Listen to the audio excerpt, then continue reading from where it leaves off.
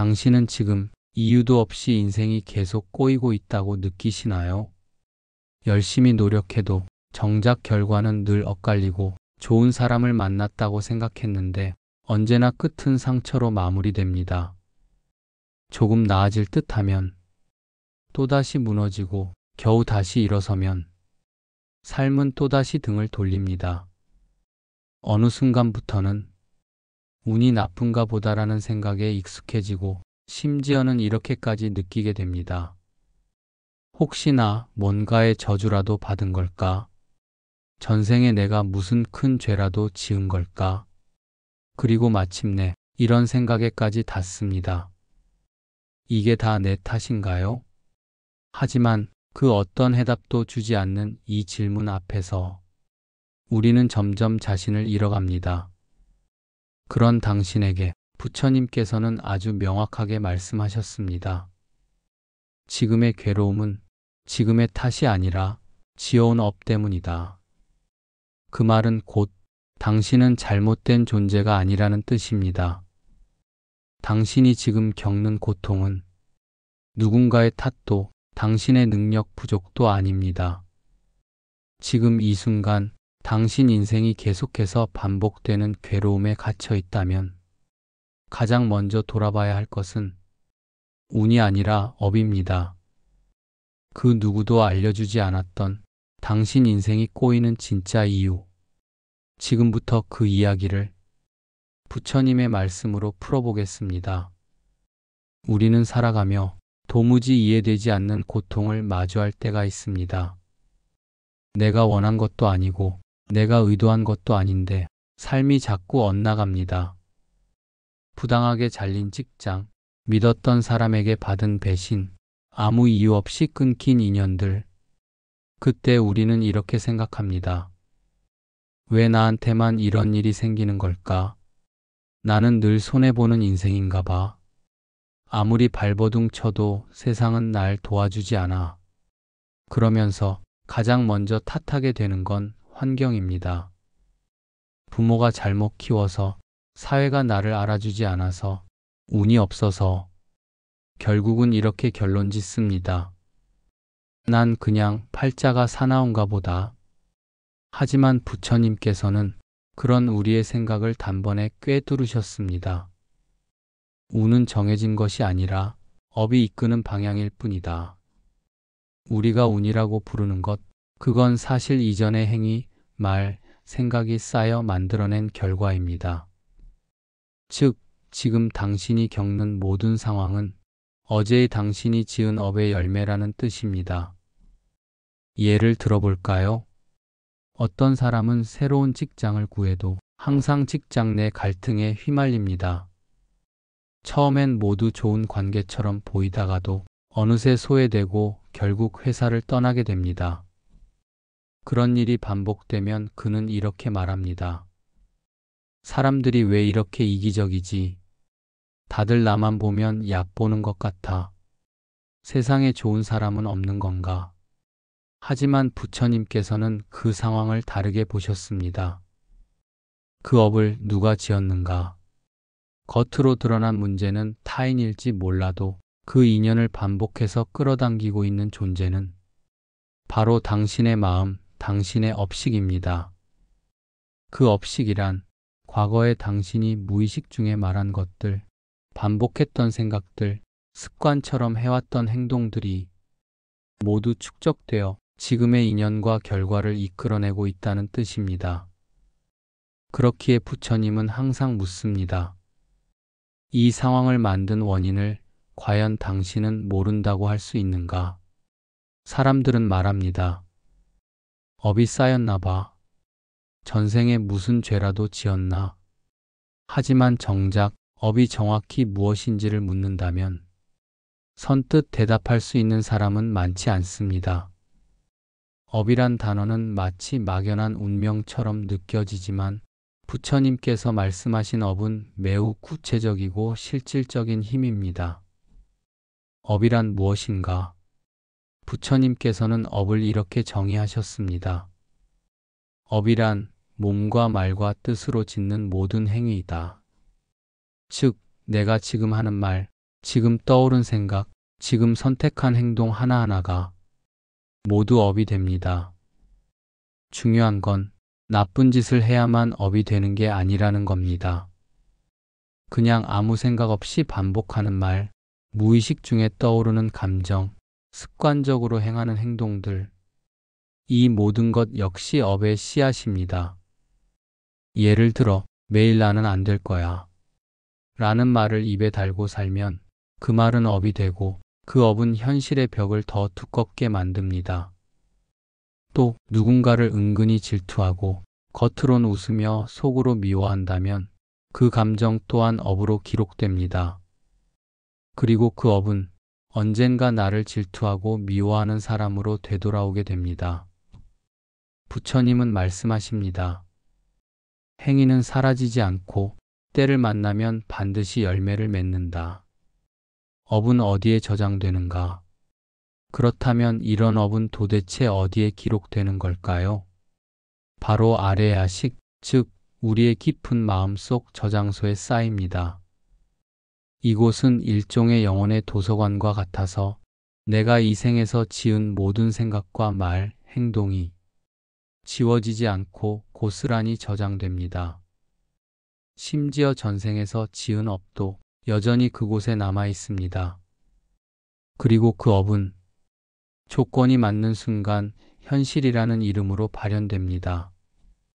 이걸 부처님은 업은 그림자처럼 따라다니며 자신의 때가 되면 반드시 꽃을 피운다 고 하셨습니다.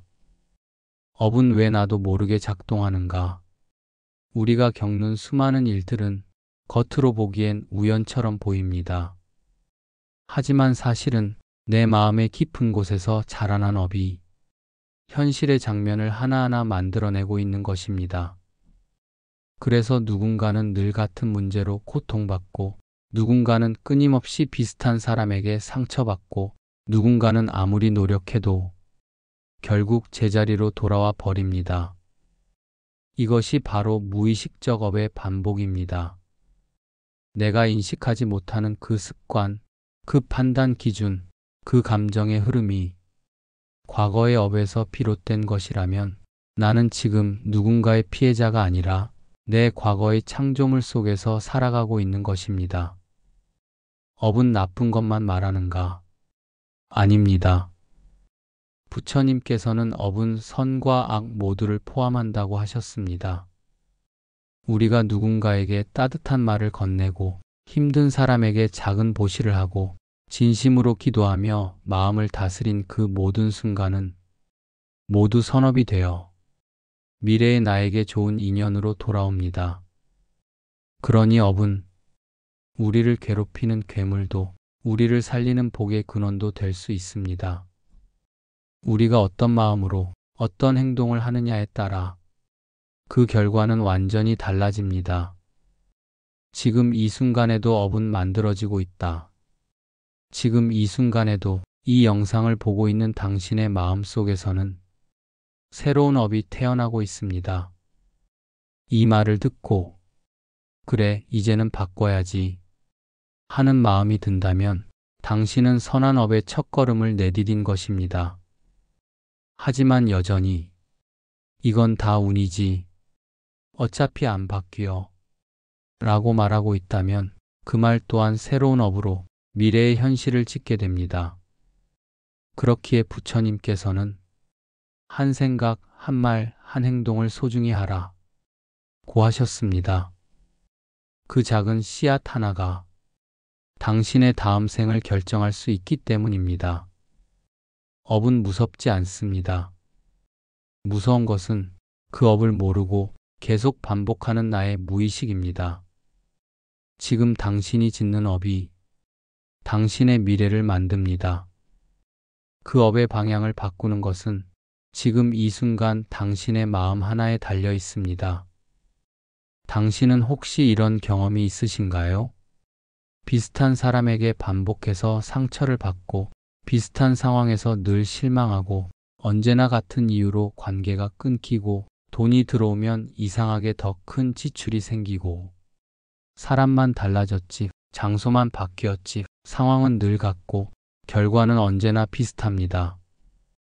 이번엔 다를 거야. 하고 시작했지만 결국 똑같은 고통에 머무르게 되는 자신을 발견하곤 하죠. 이쯤 되면 우리는 이렇게 말하게 됩니다. 왜 내 인생은 돌고 도는 걸까? 이건 정말 팔자야. 나는 왜 항상 같은 지점에서 무너질까? 하지만 부처님께서는 이 고통의 순환을 정확히 설명하셨습니다. 그것은 단지 운이 아니라 반복되는 업의 궤도, 즉 자신이 만들어낸 윤회의 구조 안에서 계속 같은 방향으로 돌고 있기 때문입니다. 윤회의 수레바퀴, 그리고 나. 부처님은 삶을 수레바퀴에 비유하셨습니다. 윤회라는 단어 자체도 바퀴처럼 돌고 도는 삶을 뜻합니다. 한 번 생긴 업은 그 업이 사라지지 않는 한 계속 같은 상황을 불러옵니다. 왜냐하면 내 안에 그 업을 끌어당기는 의식의 회로 가 있기 때문입니다. 예를 들어봅시다. 어떤 사람은 늘 의심이 많습니다. 누가 조금만 친절해도 혹시 저 사람 나한테 뭔가 바라는 게 있나? 하고 먼저 경계합니다. 그래서 결국 좋은 인연조차 멀어지고 맙니다. 그 사람은 말하겠죠. 세상엔 믿을 사람이 없어. 하지만 실은 그 마음이 먼저 불신을 만들고 있었던 것입니다. 이게 바로 업의 궤도, 마음의 프레임입니다. 업은 반복을 좋아한다. 부처님께서는 말씀하셨습니다. 중생은 자신이 익숙한 업에 끌린다. 우리는 무의식적으로 늘 하던 생각, 늘 하던 반응, 늘 하던 판단으로 똑같은 상황을 반복해 만듭니다. 익숙함은 편안하지만 그 익숙한 마음이 고통의 씨앗일 수 있다는 것, 우리는 미처 깨닫지 못합니다. 어릴 적부터 반복해온 나는 못해라는 말, 어차피 안 될 거야 라는 체념, 나는 사랑받을 자격이 없어 라는 믿음, 이런 생각들이 업이 되어 나를 같은 현실 속에 가둬놓습니다. 같은 실수, 같은 사람, 같은 고통.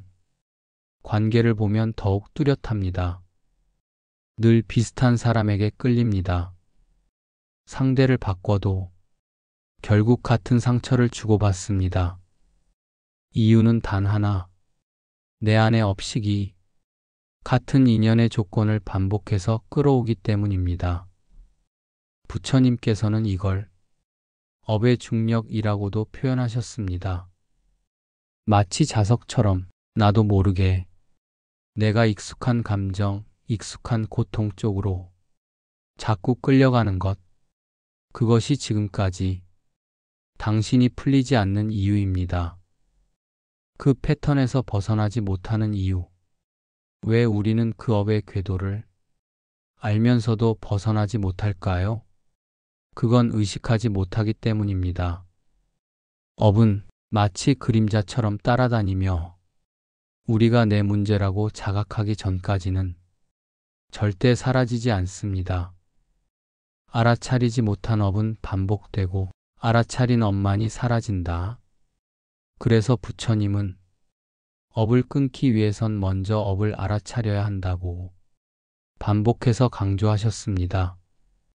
당신이 지금 겪고 있는 이 괴로움, 이 반복되는 고통은 그저 운이 아니라 이전 생과 이 생을 관통하는 습관화된 업의 흐름입니다. 그 업은 당신이 인정할 때까지 멈추지 않습니다. 이제 그 궤도에서 벗어나야 할 때 반복되는 고통에는 반드시 원인이 있습니다. 그리고 그 원인을 환경이나 타인에게 돌리는 순간 우리는 그 고통의 바퀴에서 빠져나올 수 없습니다. 하지만 지금 이 고통이 내 안의 오래된 업에서 비롯되었음을 받아들인다면 당신은 그 바퀴에서 처음으로 걸어 나올 수 있는 출구를 발견하게 됩니다. 그리고 그 출구는 다른 어디에 있는 것이 아니라 당신 마음 안에 있는 새로운 선택의 힘입니다. 지금까지 반복하던 생각을 멈추고 같은 말버릇을 끊고 다른 행동을 시작하는 것. 바로 그 작은 변화가 오랜 업의 궤도를 멈추는 첫 순간입니다. 업은 무섭지 않습니다. 정말 무서운 것은 그 업이 지금도 작동 중인데 그 사실조차 모르고 살아가는 우리입니다. 반복되는 인생의 패턴, 끊어지지 않는 고통, 돌고 도는 감정의 소용돌이. 부처님께서는 그 고리를 끊는 단 하나의 첫걸음을 알려주셨습니다. 그것은 바로 알아차림, 즉 지금 이 순간 나의 마음을 있는 그대로 바라보는 것입니다. 알아차림이란 무엇인가? 부처님은 다음과 같이 말씀하셨습니다. 깨어있는 자는 이미 절반의 길을 걸었다. 알아차림은 거창한 것이 아닙니다.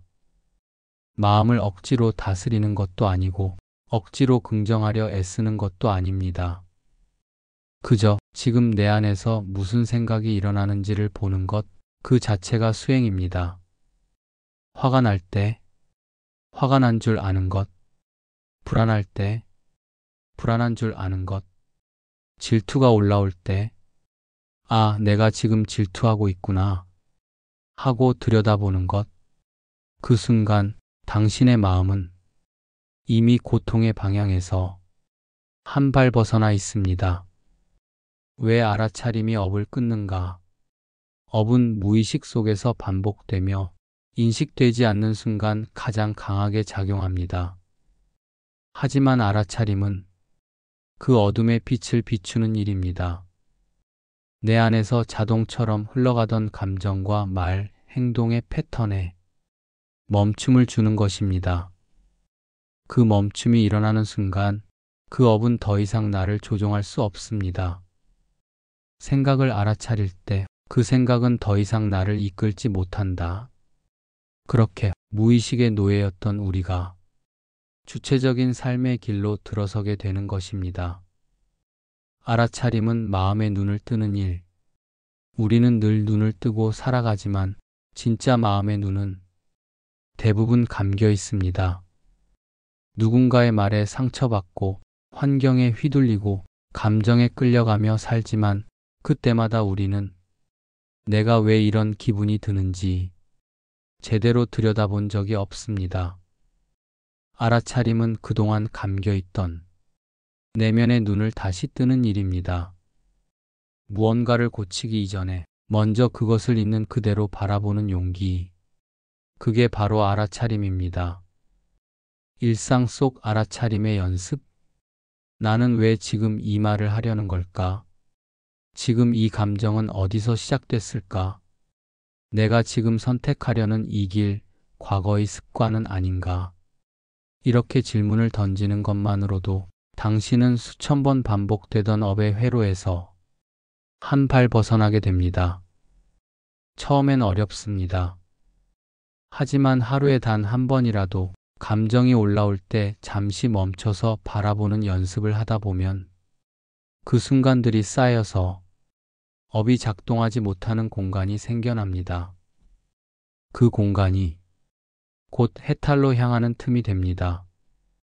부처님이 강조하신 사념처 수행. 불교에서는 이런 알아차림의 수행을 사념처라 부릅니다.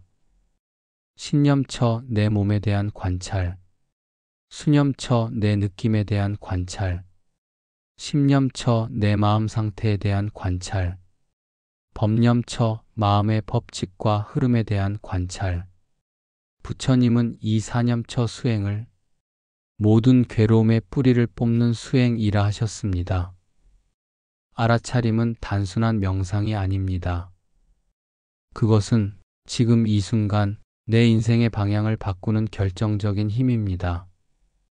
삶은 알아차리는 순간부터 다시 시작됩니다. 고통을 없애기 위해 세상을 바꾸려 하지 마세요. 타인을 바꾸려 하지 마세요. 과거를 지우려 하지 마세요. 당신이 지금 할 수 있는 유일한 변화는 내 마음의 움직임을 보는 것, 그 하나뿐입니다. 모든 고통은 그 알아차림의 부재에서 시작되었고 모든 자유는 그 알아차림의 순간에서 비롯됩니다. 지금 이 순간 그 어떤 수행도 하지 않아도 좋습니다. 다만 당신 마음을 한번 바라봐 주세요. 그것이 바로 업을 끊는 첫걸음입니다. 부처님께서는 수많은 경전에서 사람이 스스로 복을 잃고 인생을 어지럽히는 업에 대해 반복해서 경계하셨습니다. 그 중에서도 반드시 끊어야 할 업, 우리 삶을 가장 괴롭게 만드는 대표적인 세 가지 업을 짚어보겠습니다. 원망의 업, 남을 탓하고 세상을 탓하고 과거를 원망하는 마음에서 태어나는 말과 생각, 그것이 바로 원망의 업입니다. 처음엔 당연한 감정처럼 보일지 몰라도 이 업은 내 안의 분노를 키우고 복을 걷어가며 점점 더 외로운 현실을 만들어냅니다. 부처님께서는 이렇게 말씀하셨습니다. 남을 원망하는 마음은 마치 불을 안고 잠을 자는 것과 같다. 누가 잘못했든 누가 먼저 상처를 줬든 그 사람을 향한 원망은 결국 내 안의 업장만을 키울 뿐입니다. 탐욕의 업, 무엇을 가져도 부족한 마음, 더 많이, 더 높이, 더 크게를 외치며 쉴 틈 없이 달리는 이 마음이 바로 탐욕의 업입니다. 욕망은 발전의 원천일 수도 있지만 절제가 없는 탐욕은 업을 짓는 지름길입니다. 탐욕의 업은 비교를 낳고 시기를 키우고 끝없는 결핍감을 만들어냅니다. 부처님께서는 탐욕을 불타는 숲에 비유하셨습니다. 무엇을 태워도 채워지지 않는 불, 그 불을 끄지 않으면 복이 들어올 자리가 없습니다. 거짓의 업, 진심이 아닌 말, 자신을 감추기 위한 위장된 행동, 남의 마음을 이용하려는 의도, 이 모든 것이 쌓여 거짓의 업이 됩니다. 한두 번의 거짓은 당장 문제 없어 보일 수 있지만 그 업은 신뢰라는 복의 기반을 무너뜨립니다. 부처님께서는 말씀하셨습니다. 거짓을 입에 달고 사는 자는 진실의 세계에 들어갈 수 없다.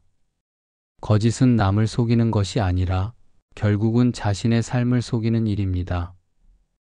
이 세 가지 업은 그 자체로 복을 막고 고통을 부르고 관계와 운을 삭게 만드는 삼독업의 뿌리입니다. 고통을 만들었던 업은 사라지는 것이 아니라 녹여야만 합니다. 부처님께서는 업을 녹이는 세 가지 지혜로운 실천을 알려주셨습니다.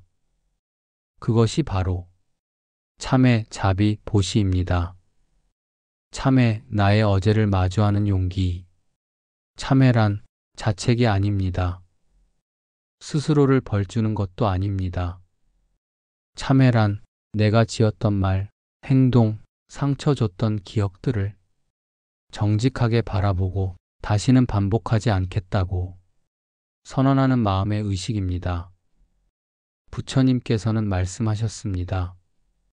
참회 없는 자는 고통의 수레바퀴에서 벗어나지 못한다. 하루 한 번 잠들기 전 자신에게 이렇게 물어보세요. 나는 오늘 누구에게 상처를 줬는가? 나는 오늘 어떤 말을 후회하고 있는가? 내가 반복하고 있는 잘못은 무엇인가? 이 질문 하나로 업은 녹기 시작합니다. 자비, 나와 남을 동시에 살리는 마음. 자비는 나를 낮추는 것이 아닙니다. 타인을 무작정 용서하는 것도 아닙니다. 자비는 내가 받은 상처를 더 이상 퍼뜨리지 않겠다는 결단, 그리고 다른 이의 고통을 내 마음 안에서 품는 따뜻한 연습입니다. 자비를 실천하면 이상하게도 내가 미워하던 사람이 조금은 이해되기 시작합니다. 그리고 무엇보다 나 자신을 미워하던 마음이 풀어지기 시작합니다. 자비는 복의 통로를 여는 가장 순한 열쇠입니다. 보시, 주는 만큼 채워지는 법칙. 보시란 단지 돈을 주는 것이 아닙니다. 내가 가진 것을 누군가와 나누는 모든 행위, 말 한마디의 위로, 짧은 진심의 관심, 작은 배려, 이 모든 것이 보시입니다. 보시는 복의 씨앗입니다. 보시한 것은 결코 사라지지 않습니다.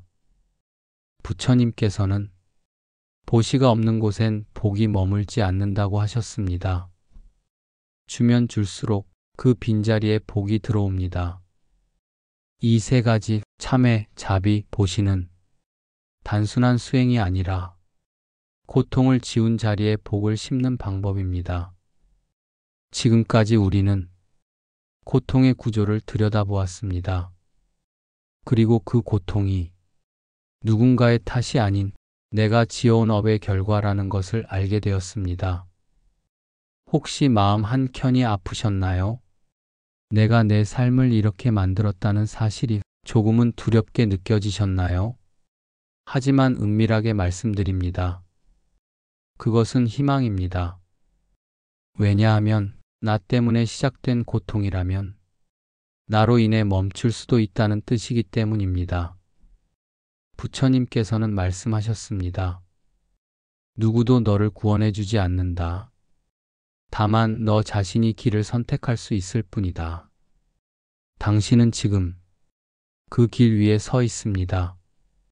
수많은 날을 반복하며 나도 모르게 지어온 업, 이제는 그 업을 멈추어야 할 때입니다. 그리고 그 시작은 오늘 이 영상이 끝난 뒤 당신이 어떤 생각을 품고 어떤 말을 내뱉고 어떤 마음으로 하루를 살아갈지에 달려 있습니다. 이제 삶이 바뀌기 시작할 것입니다. 고통은 가르침이 되고 후회는 자각이 되고 업은 복으로 전환될 수 있습니다. 모든 것은 지금 이 마음에서부터 다시 시작됩니다. 오늘 우리가 함께 걸어온 길은 결코 가볍지 않았습니다. 당신의 마음 깊은 곳에 숨어 있던 상처, 반복되는 고통의 원인, 그리고 그 모든 것이 내 안에서 비롯되었다는 자각, 그 깨달음 앞에서 당신은 분명 이미 한 걸음 업을 벗어난 존재입니다. 마지막으로 부처님의 말씀 한 구절을 마음속에 깊이 새겨보면 어떨까요? 마음이 모든 것의 근본이니 선한 마음으로 세상을 보면 복은 그림자처럼 당신을 따르리라. 오늘 그 선한 마음 하나를 짓는 일부터 함께 시작해 볼까요? 그 마음 하나가 인생 전체의 업을 바꾸는 시작이 될 것입니다. 끝까지 함께 해주셔서 감사합니다. 지금 이 영상을 듣고 있는 당신, 이미 새로운 업의 길을 걷고 계십니다. 다음 시간에도 부처님의 지혜와 함께 당신의 마음에 복이 머무르기를 기도드립니다. 감사합니다.